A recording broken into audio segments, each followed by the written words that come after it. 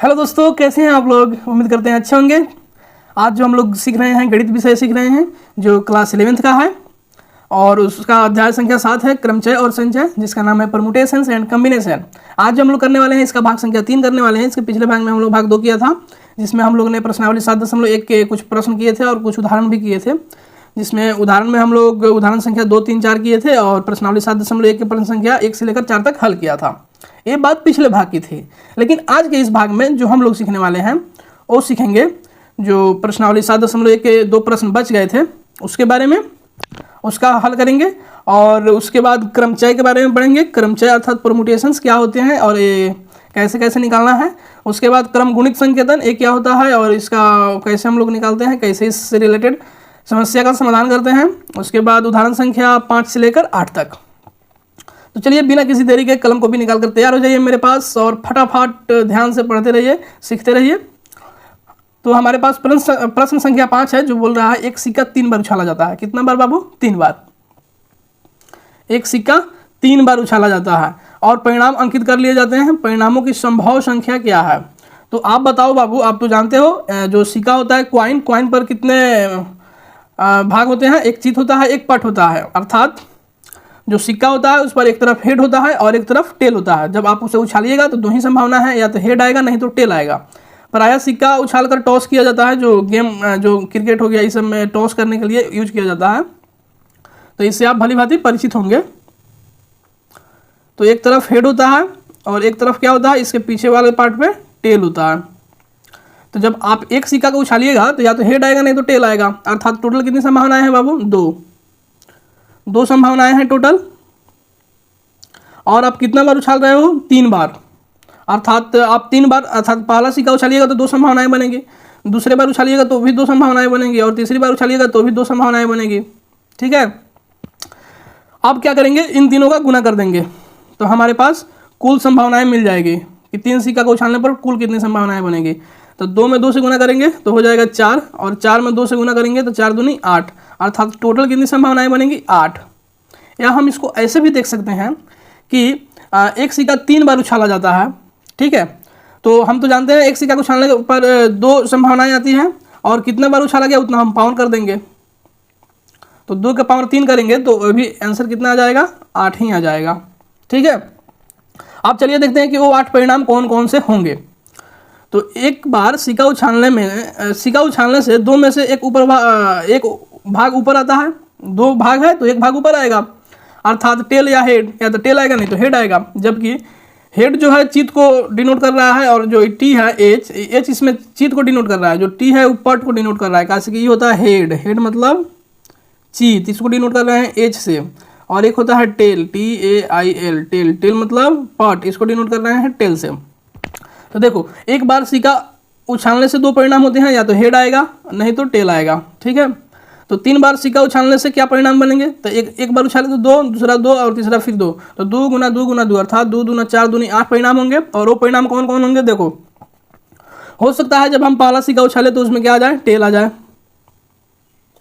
दूसरा में भी टेल आ जाए और तीसरा में भी टेल आ जाए। हो सकता है पहले 2 सिक्के पर टेल आ जाए और लास्ट वाला पर हेड आ जाए। ये सब एक दूसरे से अलग अलग कॉम्बिनेशन है। ठीक है। हो सकता है कि पहले पर टेल आ जाए, फिर हेड आ जाए, फिर टेल आ जाए।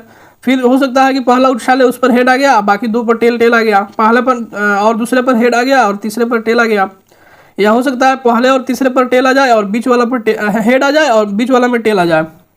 या हो सकता है कि शुरू वाला में टेल आ जाए और बाकी के 2 बचे उस पर हेड आ जाए। या हो सकता है तीनों पर हेड आ जाए। तो ये भी संभावनाएं हैं। तो हमारे पास टोटल कितनी संभावनाएं हैं बाबू? 8 संभावनाएं हैं। अब चलिए हमारे पास प्रश्न संख्या 6 है जो बोल रहा है भिन्न भिन्न रंगों के 5 झंडे दिए हुए हैं।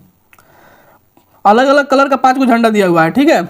और बोल रहा है इससे कितने विभिन्न संकेत बनाए जा सकते हैं और इन झंडों को लेकर कितना अलग अलग तरह के संकेत सिंबल बनाया जा सकता है यदि प्रत्येक संकेत में 2 झंडों एक के नीचे दूसरे का प्रयोग की आवश्यकता पड़ती है तो कितने बना सकते हैं। ठीक है। तो इसमें कितना झंडा लेना है? 2 झंडा लेना है। तो ये मान लो ले लिए, ये पहला झंडा हो गया और एक और ले लिए, ये दूसरा झंडा हो गया। ठीक है। हमारे पास रंग कितना है? 5 गो रंग है। अलग अलग हमें क्या बनाना है, संकेत बनाना है। तो ये जो पहला डब्बा है इसको हम कितने तरीके से भर सकते हैं, 5 को अवेलेबल ऑप्शन है तो इसको हम 5 तरीके से भर सकते हैं। ठीक है, अब देखो इसमें तो कोई ना कोई एक रंग भर दिया गया होगा। ठीक है, तो अब टोटल जो अवेलेबल ऑप्शन बचेंगे वो कितना बचेंगे, 4 बचेंगे। तो जो नीचे वाला डब्बा होगा उसमें हम 4 तरीके के कलर भर सकते हैं। और हम गुणन सिद्धांत के हेल्प से जानते हैं क्या करेंगे, इसको गुना कर देंगे तो हमारे पास टोटल जो सिंबल होगा, टोटल संकेत वो पता चल जाएगा। तो 5 गुना 4 कर देंगे तो क्या बन जाएगा, 5 का 20। देखो बाबू उसी को यहाँ पर लिखा हुआ है, झंडे के ऊपर का स्थान भरने के 5 तरीके हैं। एक झंडा का प्रयोग होने के बाद 4 झंडे रह जाते हैं। नीचे का दूसरा स्थान 4 तरीकों से भरा जा सकता है। कुल संकेतों की जो संख्या होगी 5 गुना 4 अर्थात 5 का 20। यहाँ तक समझ में आया। और ये हमारा प्रश्नावली 7.1 समाप्त हो गया। अब हम पढ़ेंगे क्या, क्रमचय, परमुटेशन। परमुटेशन क्या होता है, तो सबसे पहले इसके हम डिफिनीशन पर ध्यान देते हैं। तो इसका डिफिनीशन क्या कहता है, क्रमचय एक निश्चित क्रम में बना विन्यास है। इसमें क्रम निश्चित हो, क्रम मतलब ऑर्डर, ऑर्डर उसका क्या हो, निश्चित हो, जिसको दी हुई वस्तुओं में से एक समय में कुछ या सभी को लेकर बनाया गया है। क्रमचय क्या होता है, अगर आपसे कोई पूछे तो आप बताना, क्रमचय एक निश्चित क्रम में बना विन्यास होता है। ठीक है, विन्यास है जिसको दी हुई वस्तुओं में से, जो इतना वस्तु दी गया है उसमें से एक समय में कुछ वस्तु को लेकर या सभी को लेकर बनाया जाता है। वही हमारा क्या कहलाता है, क्रमचय अर्थात परमुटेशन। आप नाम से ही यहाँ पता चल रहा है क्रमचय, अर्थात इसमें क्रम को ध्यान में रखा जाता है। ठीक है, अब जैसे इसके पिछले बार हम एग्जांपल देखे थे, मान लो 3 टी शर्ट हैं, 2 पैंट हैं, तो इससे हम कितने कॉम्बिनेशन बना सकते हैं। तो इस ऑरेंज वाले के साथ इस 2 पैंट को हम बना सकते हैं, ब्लैक और ब्राउन, तो 2 कॉम्बिनेशन ये हो गए। ये ब्लू वाले के साथ भी 2 बना सकते हैं और ये रेड वाले के साथ भी 2 बना सकते हैं। अर्थात इधर 3 है, इधर 2 है, तो हमारे पास टोटल 6 जो हम विन्यास बना सकते हैं। ठीक है, तो अब आइए समझते हैं कि क्रमचय निकालेंगे कैसे, इसको कैसे डिनोट करते हैं, कैसे सूचित करते हैं। तो क्रमचय को NPR से डिनोट करते हैं। ठीक है, अब पढ़ते हैं, हमारे पास एक प्रमेय है, प्रमेय 1 जो बोल रहा है, इन विभिन्न वस्तुओं में से एक समय में R वस्तुओं को लेकर बनाए गए क्रमचयों की संख्या को प्रतीक NPR अर्थात ये जो लिखे हैं उसे निरूपित करते हैं। N क्या है, टोटल वस्तु है, टोटल, टोटल माने कुल, N विभिन्न वस्तु है, यहाँ पे लिखा हुआ है N जो है विभिन्न वस्तु है। ठीक है, R जो है कि आप कितना ले रहे हैं, कितना वस्तु लिया गया है, उसको हम क्या बोलेंगे, R, कितना वस्तु लेकर बना रहे हैं, कितना वस्तु है। ठीक है, उसको R बोलेंगे। और P डिनोट करता है कि हम परमुटेशन लगा रहे हैं। ठीक है, P डिनोट करता है क्या, कि हम परमुटेशन लगा रहे हैं। तो ये समझ में आ गया NPR का मतलब। अब देखो जो R का वैल्यू होगा वो कहाँ से कहाँ होगा, वो तो 0 से बड़ा होगा, और जितना टोटल हमारे पास वस्तु है अर्थात N उसके बराबर हो सकता है या उससे छोटा होगा। ठीक है, तथा किसी भी क्रमचय में जब वस्तुओं की पुनरावृत्ति की अनुमति नहीं हो। अच्छा ये बात आप देखो, अभी हम लोग पीछे के एग्जाम्पल में देखे हैं कि जब वस्तुओं की पुनरावृत्ति की अनुमति नहीं रहता था, जैसे हम लोग नंबर बनाना सीखे थे, डिजिट लेकर 5 अक्षरों की नंबर बनाइए जिसमें संख्याओं की पुनरावृत्ति नहीं हो रही हो, तो उसमें हम क्या करते थे, एक एक घटा कर लिखते थे। तो NPR, N तो है टोटल, तो N और N में से एक घटा देंगे, फिर गुना करेंगे, फिर एक और घटाएंगे तो N-2 हो जाएगा। इसी तरह घटाते जाएंगे तो N minus R, N minus क्या हो जाएगा, R-1। जब इसको तोड़ेंगे तो ये हो जाएगा N-R+1। तो ये हमारा क्या बन जाएगा, यही हमारा फॉर्मूला बन जाएगा। जब NPR का फॉर्मूला हो जाएगा कब, जब पुनरावृत्ति नहीं हो रही हो तब, पुनरावृत्ति की अनुमति नहीं हो तब। इसी को यहाँ पे समझाया गया है कि ये वाला फॉर्मूला कैसे आया, डिराइव कैसे हुआ। तो क्रमचयों की संख्या मान लेते हैं R रिक्त स्थान को, इतना ये सब ऐसे लिखा गया है। तो N वस्तु को भरने के तरीकों की संख्या के बराबर है। पहला स्थान N तरीकों से भरा जा सकता है। ठीक है, दूसरा स्थान इसी तरह घटते जाएगा एक एक, क्योंकि हम भर दे रहे हैं और पुनरावृत्ति की इसमें अनुमति नहीं है। तो जो हमारा बनेगा आरवा जो स्थान बनेगा उसको हम N-R-1 से लिख सकते हैं, तरीका से भरा जा सकता है। अतः R रिक्त स्थानों को उत्तरोत्तर भाग भरने का जो तरीका होगा वो कितना होगा, N × N-1 × N-2 × N-R-1। और इसको जब हम आगे हल करेंगे तो हो जाएगा N × N-1 N-2 और इस माइनस R हो जाएगा, माइनस माइनस प्लस हो जाएगा तो N-R+1। ठीक है, तो ये हमारा हुआ कब, जब क्रमचय, जब वस्तुएं सभी वस्तुएं अलग अलग हों, भिन्न भिन्न हों, तो उस केस के लिए ये कंडीशन लागू होता है। ठीक है, और क्या हो कि क्रमचय में वस्तुओं की पुनरावृत्ति की अनुमति नहीं हो। अब हम एक बहुत इंपॉर्टेंट चीज़ पढ़ने वाले हैं, काफ़ी इंटरेस्टिंग चीज़ है, अब फैक्टोरियल नोटेशन, ये क्या होता है? क्रम गुणित संकेतन। तो देखो इसको हम लोग सूचित करते हैं संकेतन n फैक्टोरियल। n लिखकर इसे सीधा i लिखते हैं, ठीक है। और इसको अगर हम उलट दें अर्थात ऐसे लिख दें, ऐसे, तो इसको क्या पढ़ेंगे? फैक्टोरियल। फैक्टोरियल इंग्लिश में बोलते हैं और हिंदी में क्रम गुणित बोलते हैं, ठीक है। इसको हम लोग ऐसे भी पढ़ते हैं, जैसे n और f फैक्टोरियल। जिस तरह हम लोग लघुत्तम निकालते समय करते थे ना, तो अगर वैसा सिंबल लगा दिए किसी संख्या के बगल में, ऐसे में 2 करके ऐसे, तो इसका ही मतलब फैक्टोरियल ही होता है। या इसको ऐसे भी डिनोट करते हैं, n फैक्टोरियल। बुक में ए वाला नोटेशन आपको मिल जाएगा एनसीईआरटी बुक में, ठीक है। तो संकेत n फैक्टोरियल प्रथम n प्रकृत संख्याओं के गुणनफल को रिप्रेजेंट करता है। n फैक्टोरियल का मतलब होता है कि प्रथम n प्राकृत संख्या, प्राकृत संख्या मतलब गिनती की संख्या, मतलब जो संख्या 1 से शुरू हो, तो उसका अगर हम गुणनफल करें तो वहीं हमारा क्या होता है? n फैक्टोरियल, अर्थात 1 गुना 2 गुना 3 गुना 4 गुना ऐसे करते करते n-1 गुना n तक हम गुना कर देंगे तो n फैक्टोरियल हो जाएगा। हम इस प्रतीक को n क्रम गुणित पढ़ते हैं या n फैक्टोरियल पढ़ते हैं, ठीक है। इस प्रकार 1 2 3 माने 1 गुना 2 गुना 3 गुना 4 इंटू n-1 इंटू n जो होगा वो बराबर होता है n फैक्टोरियल के। तो आप बताओ बाबू कि 1 फैक्टोरियल का मान कितना होगा? 1 फैक्टोरियल का मान कितना होगा?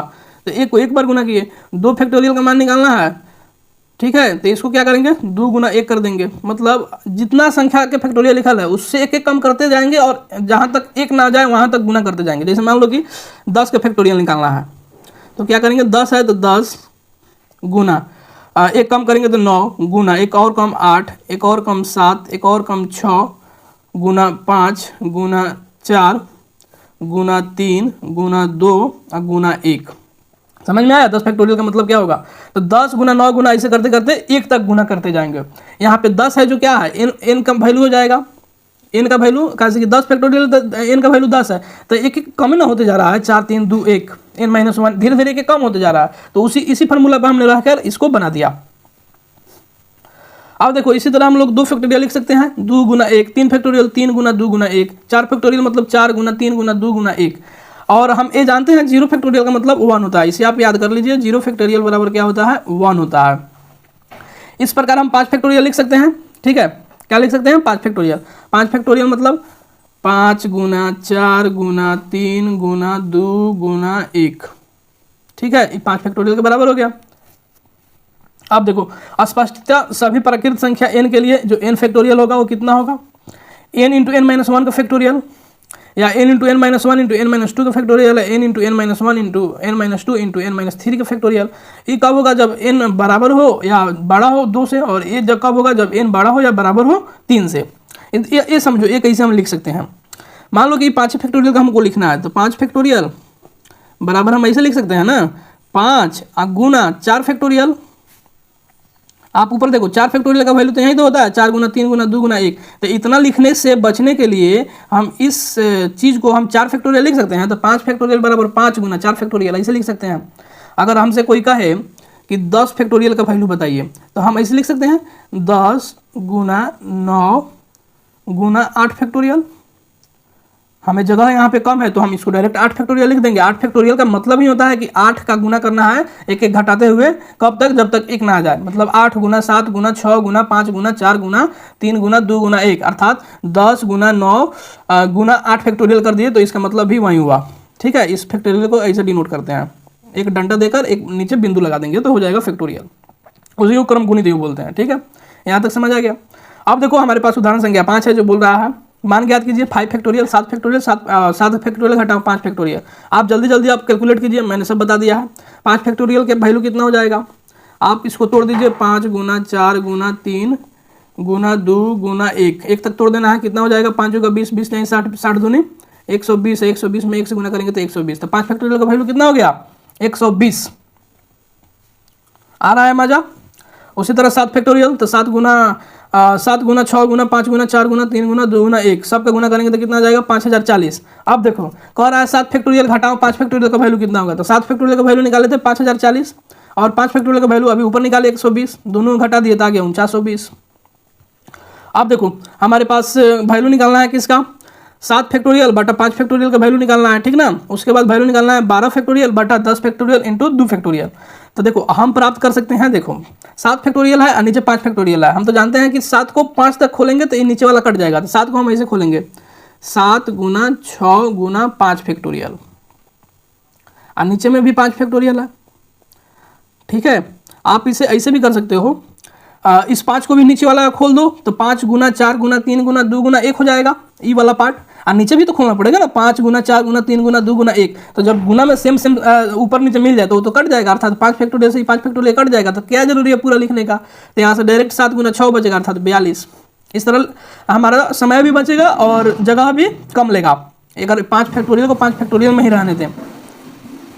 12 factorial into 10 factorial into 2 factorial. आप देखो नीचे 10 फैक्टोरियल है, 2 फैक्टोरियल है, तो हम क्या करेंगे 12 फैक्टोरियल को 2 बार खोल देते हैं। तो 12 गुना 11 और गुना 10 फैक्टोरियल रहने देते हैं, जैसे कि हमें पता है कि नीचे एक 10 फैक्टोरियल इंतजार कर रहा है, तो 10 फैक्टोरियल से 10 फैक्टोरियल कटेगा। और गुना 2 फैक्टोरियल को खोल देते हैं, 2 गुना 1, तो ये 2 छक 12 कट जाएगा, और 10 फैक्टोरियल से 10 फैक्टोरियल कट गया, तो 11 छक 66। ये 6 में 11 से क्या कर दिए, गुना कर दिए। आया समझ में? या आप ऐसे चाहो तो इस 10 फैक्टोरियल को पूरा खोल दो, 10 गुना 9 गुना 8 गुना 7 गुना 6 गुना 5 गुना 4 गुना 3 गुना 2 गुना 1, ऊपर वाला को भी पूरा खोल दो और फिर कटा दो, उतना ही आएगा।